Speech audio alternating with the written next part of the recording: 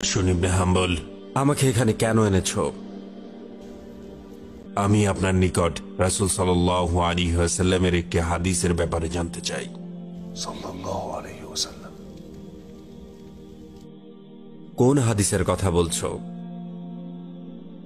জালিম ও তার সহযোগীদের ব্যাপারে যে হাদিসটি রয়েছে সেটি কি সহিহ?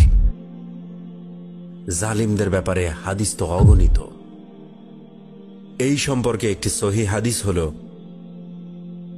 হাদিসের সনদের বর্ণনা দিয়েছেন আব্দুর রাজ্জাক মুআম্মার থেকে ইবনে খুতাইম, তার থেকে আব্দুর রহমান বিন সাবিত, তার থেকে জাবির বিন আব্দুল্লাহ। নবী সাল্লাল্লাহু আলাইহি ওয়াসাল্লাম কাব ইবনে উজরাহকে বলেন, আল্লাহ তাআলা তোমাকে নির্বোধদের শাসনকাল থেকে রক্ষা করুন। কাব বললেন, নির্বোধদের শাসনকাল কি? তিনি বললেন, এক শ্রেণীর শাসক যারা আমার পরবর্তীতে আসবে, তারা আমার আদর্শে আদর্শবান হবে না এবং আমার পথও অবলম্বন করবে না।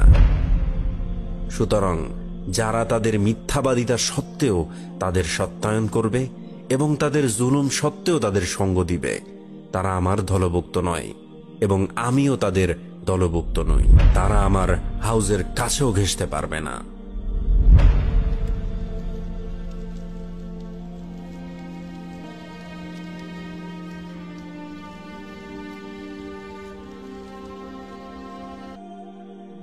হে ইমাম, আমি কি জালেমদের সহযোগী?